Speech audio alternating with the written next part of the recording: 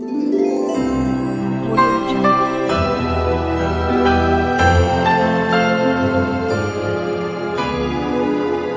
Audio Jungle. Halo, Hai, jumpa lagi di Bucin, Bicara Urusan Cinta, sebuah family channel yang membahas tentang perkawinan keluarga, dan parenting. Topiknya masih romantis. romantis. Oke, baik. Seperti biasa, Bucin Family Channel direkam di studio Family Therapy Room Home of Karuna et Familia Indonesia.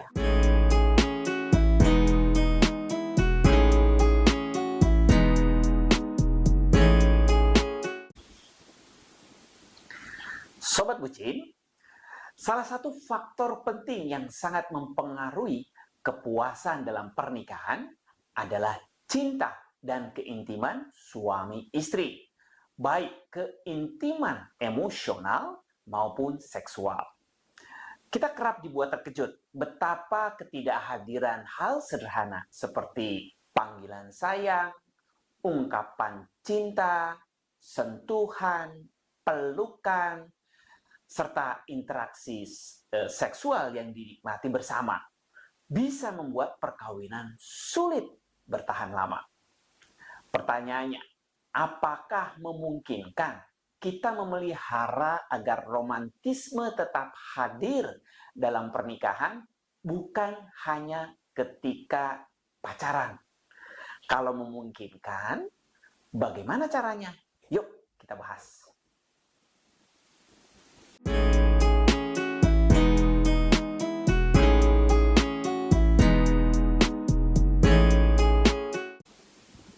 Sobat Bucin, sering telinga kita mendengar keluhan. Ini dari para istri dulu. Waktu pacaran, kami sangat romantis. Kami merasa bahwa kami saling mencintai. Dan dia benar-benar tergila-gila dan total banget. Sekarang, boro-boro. Dia nggak ada romantis-romantisnya. Kalau saya minta hal-hal romantis, contoh, saya minta dibelikan bunga ketika Valentine, ataupun candlelight dinner pada waktu anniversary. Apa katanya?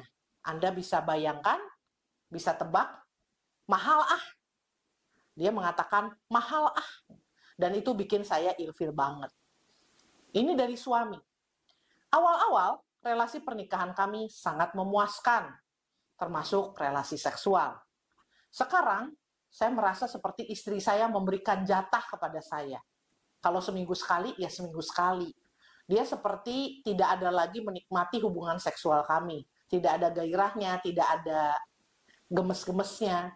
Bahkan ketika saya meminta, baik pakai kode-kode maupun saya meminta secara langsung, tanda bahwa saya kangen, ingin sama dia, apa yang dikatakannya, lu nih, di kepala lu isinya seks melulu.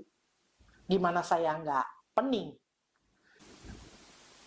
Sobat Bucin, ketika kita menikah, seringkali panggilan-panggilan sayang berubah.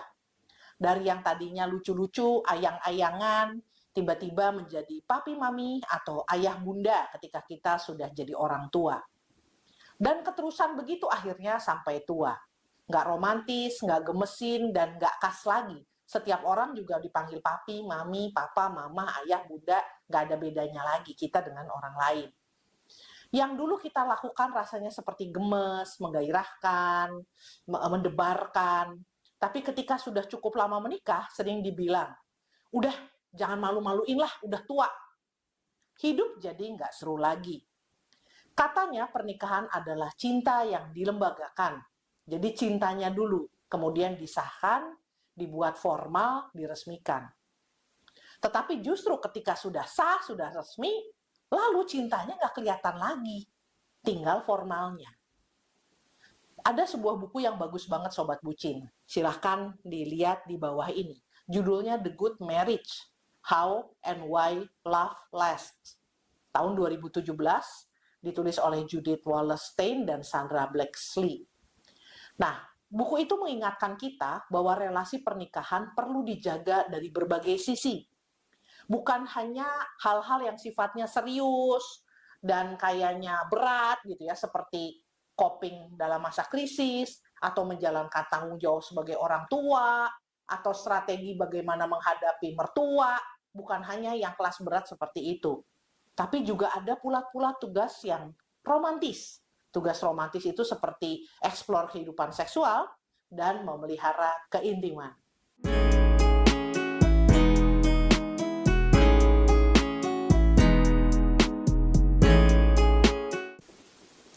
Sekarang sharing P.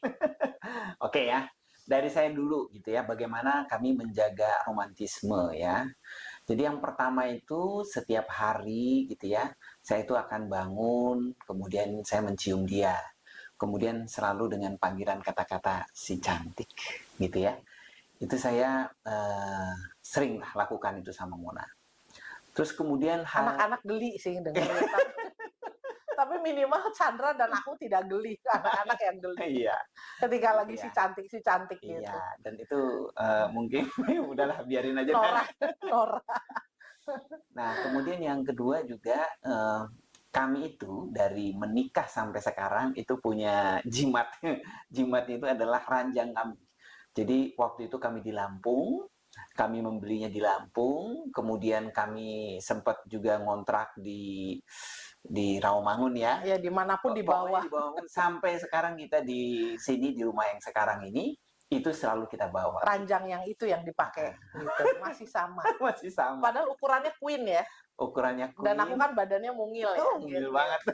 Lain kalau ranjang king gede gitu. Ini ranjangnya ukuran queen aja. Dan aku tidur juga tidak rapi banget gitu ya. Nah, dan itu selalu ya kita bilang ya, ini ranjang kenangan. Kalau bisa dia bertahan sampai kita tua ya. Ya. Jadi sempat agak rusak terus dibetulin gitu demi gitu ya. Bukan karena miskin sih sebetulnya ya. Karena ya kenangannya itu ya. Jimat. Banyak kenangan. Ya itu masih lah. Terus kalau kita bilang ya pokoknya kalau dia bertahan ya kita juga bertahan pakai dia lah gitu. Ya.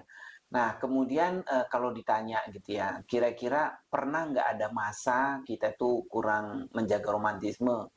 Mungkin salah satunya itu adalah ketika anak-anak itu sudah lahir gitu ya, kemudian mereka masih kecil, berarti tidurnya sama kita bersama gitu ya. Rame-rame lah gitu ya. Dan Mona juga ya paling senang lah sama anak-anaknya gitu dengan yang lucu-lucu begitu.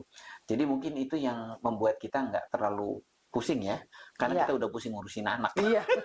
Jadi kalau dikatakan masa-masa yang kurang romantis dalam kalau pacaran kita cukup romantis ya. Kalau pacaran sih kita romantis, apalagi kita 4 tahun kita juga nggak dapat anak itu kita romantis banget lah. Pacaran terus awal-awal pernikahan itu romantis karena 4 tahun nggak punya anak itu kerjanya ya kita main kartu lah, apalah semua lah, jalan-jalan lah, makan nasi goreng tuh naik motor. Apa pokoknya romantis sih gitu, Mbak. Masa pacarannya panjang. Yang sekarang nih ketika anak-anak sudah besar, aku juga suka tuh ngajak kamu jalan-jalan naik motor, pakai kacamata. Iya, Nora. Ya, jadi kalau dibilang kurang romantis tuh ketika anak-anak masih kecil-kecil dan semuanya satu kamar ya, kita sama rame-rame gitu. Itu jadi ya kurang romantis sebagai suami istri. Tapi kalau sama anak-anak ya pada waktu itu memang energi habis ya untuk mereka semua. Termasuk Chandra juga. Tapi begitu mereka udah pada kamar sendiri-sendiri, nah itu kita mulai romantis lagi. Abis nggak ada kerjaan gitu ya. Jadi mau ngapain.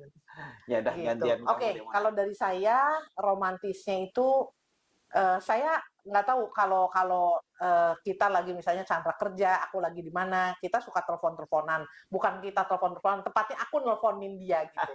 Kalau dia sih kalau lagi kerja suka lupa gitu ya. Tapi kalau aku kan selalu, oh iya ya gimana nih, papi kabarnya gimana. Cuman pengen tahu aja kabarnya gimana, pengen menyapa. Nah biasanya aku kalau nelpon tuh kadang-kadang teman-teman tuh suka bilang, ih Nora, tapi antara Nora sebel sama iri gitu ya. Karena aku selalu bilang, hai tampan gitu ya. Itu kebiasaan. Aku ke anak-anak juga gitu. Saya ke anak-anak juga bilang, hai tampan gitu. Cuman karena mereka malu, sekarang udah remaja, Nora takut ketahuan pacarnya kali. Jadi, Mami jangan Nora gitu ya. Tapi saya terbiasa untuk memuji, karena bagi saya memang Chandra itu menawan. Dan pria-pria kecil saya, anak-anak saya juga menawan. Nggak kalah menawan. Iya, makanya saya bilang, hai tampan. Emang mereka tampan menurut saya gitu ya. Lalu secara seksual, kami sangat mengesankan. Nah, itu ya. Nah, si Chandra malu katanya ngomong gini. Tapi ya, karena tadi romantisme itu dikaitkan dengan intimacy, dan intimacy itu ada emosional, dan juga ada seksual. Jadi secara seksual kami sangat oke, sangat baik. Lalu sejalan dengan romantisme itu kalau saya selalu tergantung juga sama mood. Ya semua orang juga sih ya. Ya. Kalau lagi nggak mood, kayak lapar, terus lagi kepanasan, itu udah pasti Atau nggak lagi romantis gelisah, sama sekali. gelisah Iya, pikiran. gitu. Banyak kerjaan gitu ya. Jadi memang kalau menurut saya salah satu cara menjaga keromantisan itu menjaga keseimbangan ya. Jangan Ada kerja waktu, ya, terus ada ya, waktu. ada waktu-waktunya bersama. Lalu maksudnya sesuatu yang tidak serius banget ya, artinya menjaga mood lah gitu. Jadi Chandra tahu kalau saya lapar bawaannya boro-boro romantis gitu, pasti enggak. Kasih makan dulu baru Iya, nanti iya. lanjut. Ntar kalau udah dikasih makan baru moodnya baik, nah baru deh. Nah lalu kedekatan emosi ya, kedekatan emosi saya nggak tahu tapi saya itu suka menggoda, suka ngelucu juga gitu ya. Lalu saya juga melihat kalau Chandra misalnya lagi serius banget atau misalnya waktu itu dia pulang kantor mukanya rahangnya udah ngatup gitu ya, udah menakutkan gitu ya. Pasti dia lagi nggak oke. Nah biasanya saya suka godain duluan gitu. Dan saya tidak pusing gitu bahwa oh kalau perempuan tuh nggak boleh ngegodain duluan, nggak boleh apa. Kalau saya nggak masalah, menurut saya nggak ada masalah. Saya nggak tahu kalau Chandra seneng nggak tuh digoda gitu ya. Mona tuh perempuan yang hangat. Iya, saya suka menggoda. Saking hangatnya jadi panas. Gitu. Jadi bagi saya sih itu sah-sah aja dan itu kan memelihara relasi ya. Jadi kan lucu-lucu terus jadi ketawa gitu ya. Digoda-godain terus tampangnya tadinya serius jadi gimana gitu ya. Lalu komunikasi ya, komunikasi yang baik, respect ya kayak tadi manggil tampan gitu ya. Kalau saya ke Chandra lalu panggil papi gitu ya. Lalu pada waktunya saya sangat otonom ya, perempuan yang mandiri tapi waktunya manja bisa manja juga ya, Pi ya. Iya, waktunya manja. Dan saya sangat asertif. Jadi tidak menunggu gerakan harus selalu dari laki-laki. Kenapa enggak kita yang memulai gitu ya. Dan itu sangat menyenangkan gitu ya, sangat membuat jadi terbuka. Gitu sih. Wow.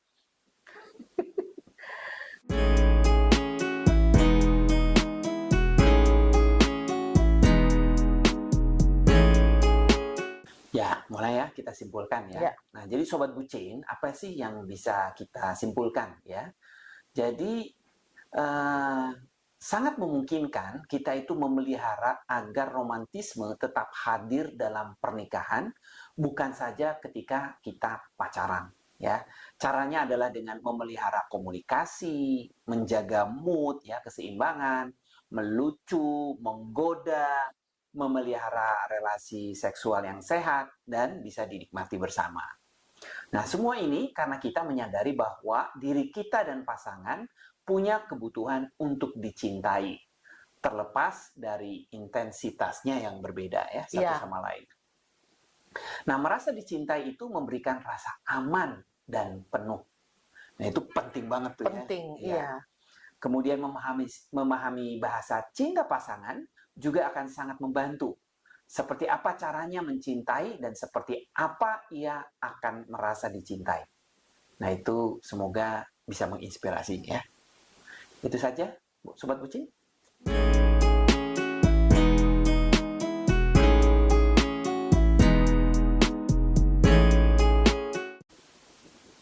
Baik, Sobat Bucin, selamat merawat perkawinan dan keluarga. Selamat memelihara cinta dan intimasi dalam perkawinan. Selamat romantis. Nah, Sobat Bucin, untuk kita berkomunikasi, bila Sobat Bucin ingin menghubungi kami, silahkan melalui alamat email bucinfamilychannel@gmail.com atau nomor WA chat only ke 0852 1326 6550 ya untuk Bucin Sapa, Kisah atau Kupas. Nanti akan kami tayangkan untuk Sobat Bucin. Baik, begitu Sobat Bucin? Oke, baik. Kalau gitu sampai jumpa di episode selanjutnya. Bye-bye.